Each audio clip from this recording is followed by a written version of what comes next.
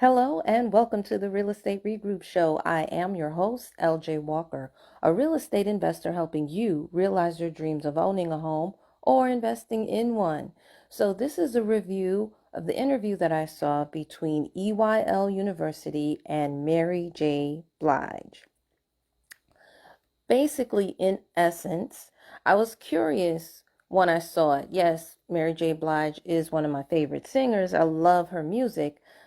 However, I didn't really see the correlation between her and the finance channel. But then I found out that she has this new conference called Strength of a Woman, where she basically is introducing women to not only become smarter about their finances, but also in handling their business and starting a business. So it's really meant to galvanize women into entrepreneurship, which I think is great, wonderful. I love that about Mary. See, what she does is she takes her experiences and she turns her pain into profit. So not only does she does this with music, but I'm not sure if some of you know, she actually has a home in Yonkers for battered women. And now she's taken the pain from her divorce and turned it into a conference. Beautiful, beautiful. Kudos to Mary. I love this. So, in the getting back to the interview, one of the things that she mentioned that was uh, crippling her was the lack of education, particularly financial education.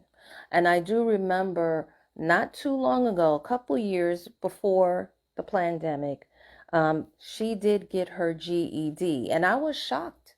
I thought that, she already graduated from at least high school. I didn't even know. And this is after winning so many different awards.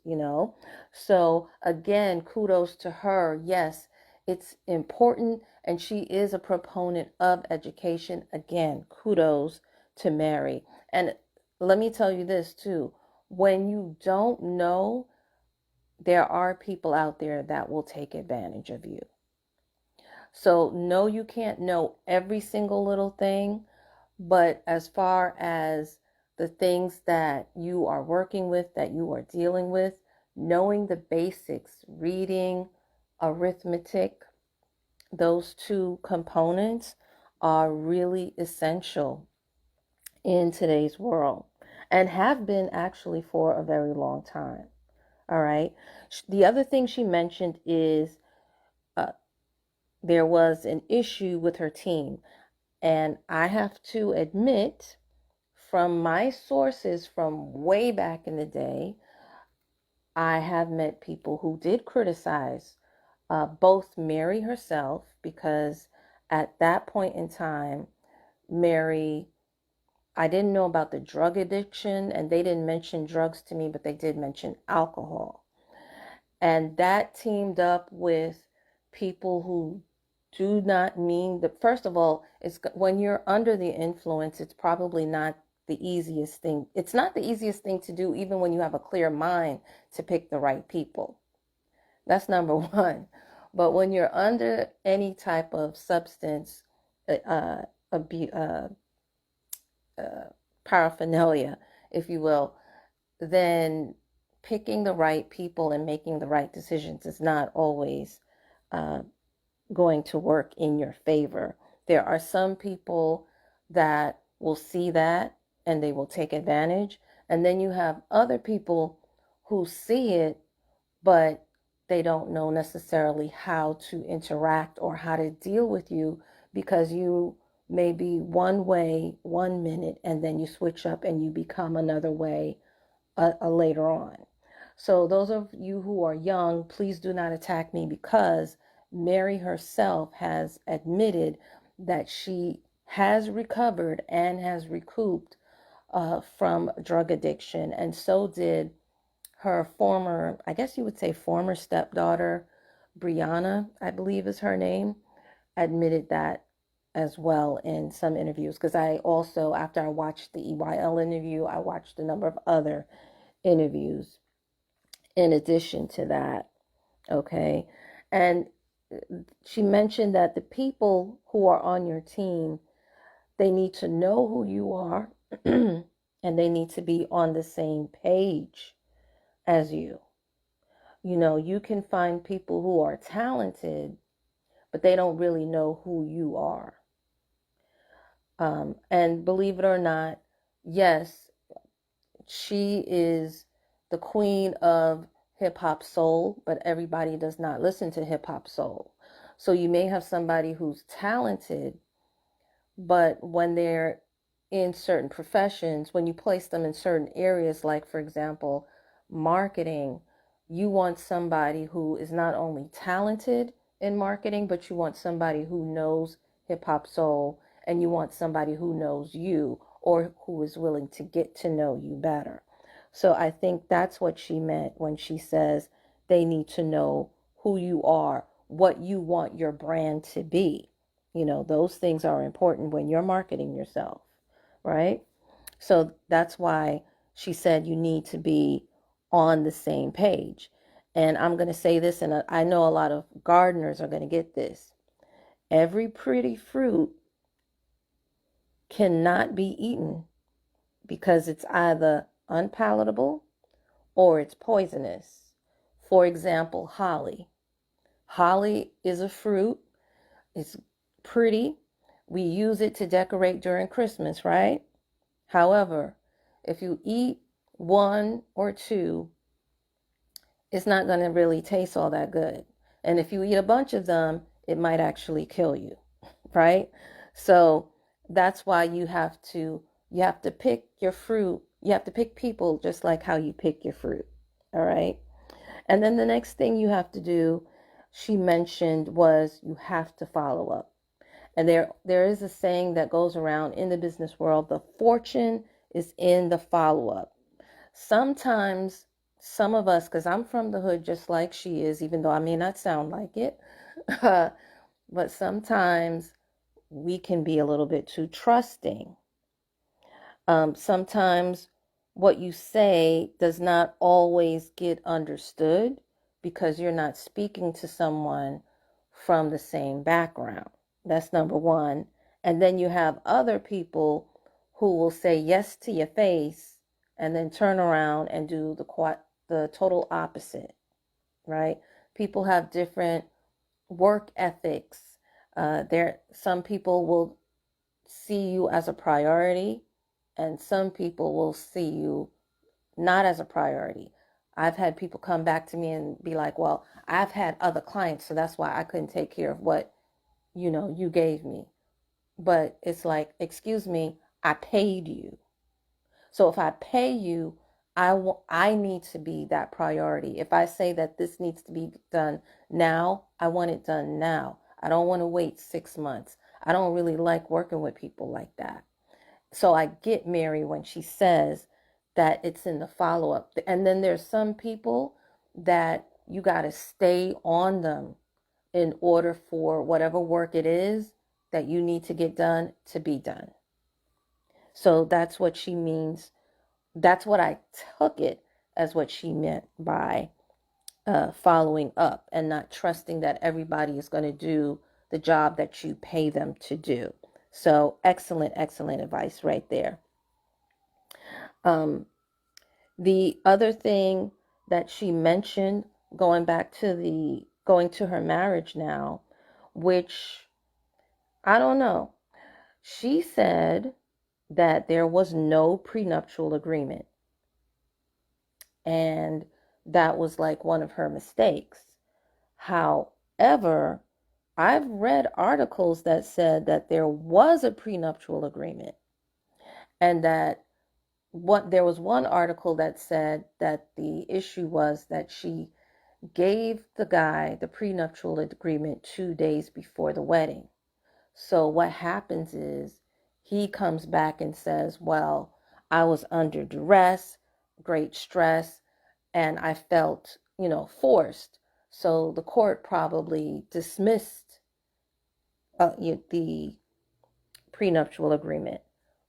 But it's hard to say because, I don't know if she was nervous and, it came out when she said no, there was no prenuptial, or did she mean that because the courts dismissed the prenuptial agreement that she gave him, maybe that's why she said no prenuptial. But yes, when I do believe in prenuptial agreements, you have to give it out to your spouse.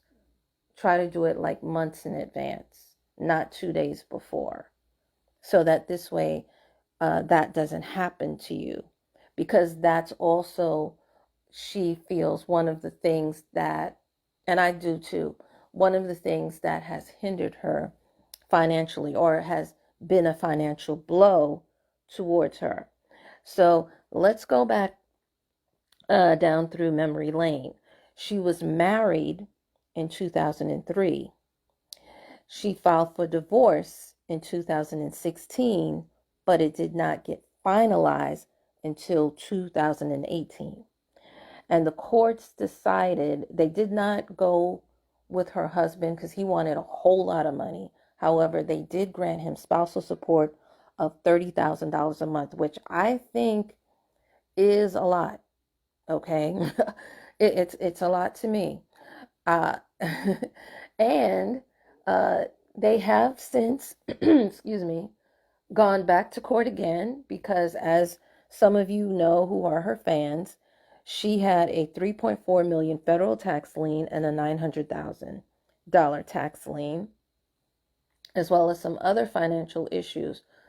And I'm noticing most of these issues did not come to a head until the marriage. Well, he did not help. He helped as far as creating the liens, allegedly, I believe. However, he did not help in paying. So she has went back to court to say, hey, he should at least pay half. And then he has taken her to court, her ex-husband, saying that, she's making all this money off of this last album, which is about our divorce. You see, so I don't know what the judge has said on those last two cases, if they're still in court, or if um, if a decision was finally made. But it does appear that Mary was the one that did. She mentioned in the interview that she's no longer in debt, and it appears, I'm going to say alleged, that Mary is the one that paid off the debt, and that the husband did not help in paying off the debt. And in one of the documents, in one of the articles, and I quote, it does say that both Mary and her husband were at fault for the debt that was incurred through the marriage, that they did not spend their money wisely. So if it's the two of them that are at fault, I believe that the two of them should pay equally. That is, if they are at fault, allegedly. But even though the article says that that's what the judge said. Okay? So I'm going to leave that at that. Another thing that she mentioned was that she would have more control of her business and more control of her finances, which again, I think is definitely a smart move. It did appear allegedly that she gave not only her quote unquote management team responsibility, but it appears as though she also let her husband do a lot of things, not just management wise, but also financially. Here's the thing, and I'll be honest with you again. I know people who have worked with Mary. I don't know Mary myself.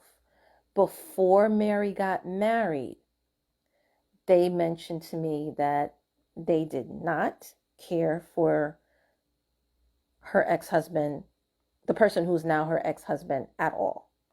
They did not trust him, and they said that they believed that he was out for her money. Okay. I didn't really think one way or the other. Mary seemed to be happy, so I was just happy with it. But there was word definitely hot and heavy where I work, and then even outside of where I work, other people that I know who have worked with Mary, uh, who mentioned that. That's the other reason why the whole thing about not having a prenuptial agreement, when she mentioned that, uh, I kind of, shiver, because I know somebody definitely said something to her about creating it. And then again, like I said, the articles that came up. So who knows? The divorce has happened. It's over. Moving forward, I know that if she were to get married again, she does sound to me as though she will definitely have a prenuptial. All right. So now let's go into Mary's real estate endeavors. All right. So I mentioned earlier that she has a home for battered women. What that home does, she bought that back in 2009. So that was after the marriage. And what it does is it educates them, gives them skills for getting back into the job market so that they can be independent and move out and be on their own, right? Because if I'm not mistaken, Mary J. Blige mentioned that she herself was abused at one particular point in one of her relationships, or it's alleged that she suffered from abuse in one of her relationships, right?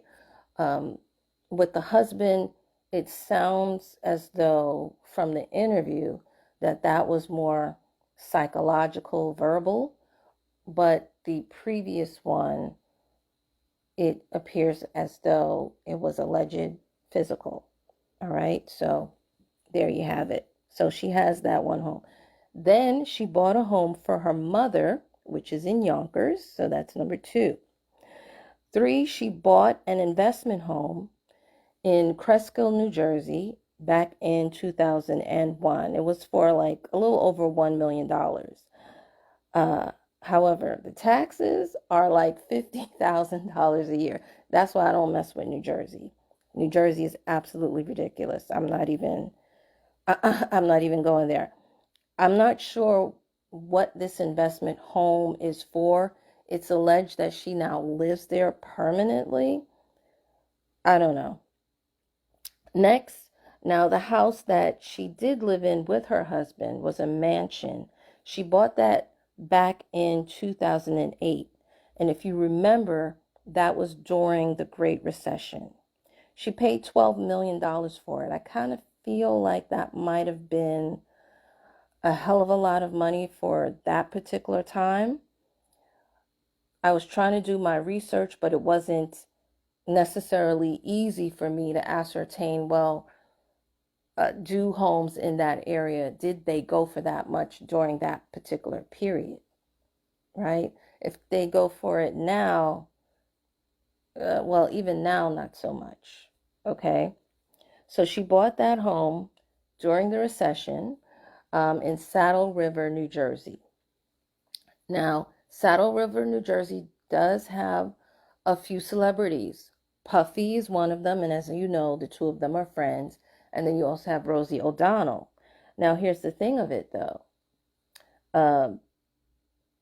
Later on, back in 2020, she had to, which is after the divorce, she sold the property, and she probably sold it because of the liens and because of the divorce. She sold the property for $5 million. So I said to myself, my God, how come she sold it for less than half of what she bought it for? So I dug a little bit deeper because, as you know, 2020 was when we had the pandemic. New York and New Jersey was hit in the real estate market in the negative way. Why? Because during that time in 2020, a lot of companies said you got to work from home. And then after a while, many companies have permanently made it so that their workers always work from home and that they never have to return to the office. So when that happened, a lot of people left New York and a lot of people left New Jersey, went down south where things are cheaper and warmer, right? So I said that must be it was why she sold it for a lot less. And then I also saw where Puffy and Rosie O'Donnell also they lived in Saddle River, New Jersey, and they also lost money on their homes as well. So I said there's something else going on with Saddle River, why this is happening. And when I looked, I realized, yes, Saddle River, New Jersey has a lot of pretty houses, but it doesn't really have anything else. Like there's no downtown. So even though the mansion she had was gorgeous, absolutely beautiful, but you really couldn't do much of anything with it. And then in one of the reports, it mentioned that the home was not rentable. So it took a long time for her to sell it, and then she couldn't rent it. I wasn't sure if there was an HOA on the property and if that meant that she couldn't just sell it to anybody or, have it convert to an Airbnb and rent it out. But I mean, even still, I mean, there's nothing really much in the town. It is 30 minutes from New York City and, of course, other parts of Jersey, but it seems as though it wasn't really the best real estate move on her part. I'm not sure if she bought it as a home to live in, but even when you buy homes to live in, there are things that you have to look at because you never know when you might have to sell that property, right? And she probably wasn't thinking, that far down the road. Who knows? But anyway, so the home eventually, uh, actually, before she sold it, it was actually up for foreclosure. Well, actually, the bank that Apex Bank, actually put a foreclosure on both that home and the other home as well. Uh, so they said that she had defaulted on the loans. And yeah, it was kind of strange because, I mean, her records were making money, and then she has all these different deals, and then she's on different shows where she's paid. So definitely whoever was taking care of her finances, whoever she let control her finances, they weren't allocating the money properly. They weren't paying the bills like they were supposed to. And it's alleged in the articles that the husband spent like over $420,000 on another female, allegedly. I looked at an interview for the female that he allegedly had an affair with, and she said that that was a rumor, that that wasn't true. So that's a very slippery slope that I don't really want to go down. But yes, I agree with Mary when she says she needs to take more control of her finances and understand what's going on, because apparently the people who she put in charge did not take care of what they needed to take care of. But guess who bought the house? DJ NV. He is the one that purchased it for 5.5 million in 2020. I believe, honestly, because it was foreclosed, because she was in foreclosure court and everything, and not only that, remember, she also had, in addition to all of these houses, she had an apartment in New York City and an apartment in Beverly Hills. It's not really unusual, honestly, for celebrities to have an apartment in California and New York and then have a house somewhere else. Okay. The only thing is, Mary had really two houses, uh, one house which was an investment, which wasn't really doing anything. That wasn't really the best move, if you will. But being that he bought it for so less, I believe that this was a short sale. And for those of you who don't know, a short sale is when someone offers a distressed homeowner, and Mary was pretty distressed, going through this divorce, going through the foreclosures courts, then going through the eviction. He saw an opportune time to make an offer that's less than what the house is actually worth, and probably put in a little bit less than what the mortgage was that was owed on the home. Now, here's the other thing. There was conflicting reports. Several reports said that she paid the home, when she bought the home, she paid it all off in cash, right? And then there were other reports that said, no, she did get a mortgage, right? So let's say we go with the first report. And I'm giving you this because this is a lesson in mortgage notes that many people don't know. Let's say you buy a home like Mary did, pay all cash, and it's yours. But then later on, you do what they call a cash out refi. Even if you don't pay, see, some people think that they don't have to pay back the cash out refi. They don't think they have to pay back that home equity. No, if you don't pay it back, that bank has the right to foreclose on your property. That is part of mortgage note investing. And that is something that I'm not sure if she wasn't aware of, or again, just bad management on the people who were handling her finances. But yes, I just want everyone to know, just in case you're wondering, that even if you bought the house outright, if you take a loan against that house and you don't pay that loan back in a timely fashion, typically if 3 months elapse where you don't pay anybody, oh, you're going to court. That bank is going to file papers on you, or that mortgage note holder will file papers on you. And that's exactly what happened. Okay. And when it came to the eviction, both Mary and Kendu, which is her ex-husband, they were sued for that. They were sued. Eviction. See, and then here's the thing. With the reason why I prefer the mortgage note investing over being a landlord is, see, when they evicted Mary and Kendu, they got the apartments back, but that's it.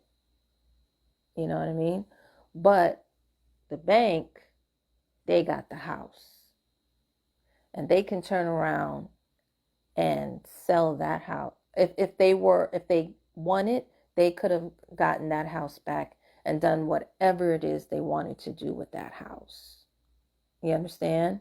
So that's why I like mortgage note investing as opposed to being a landlord.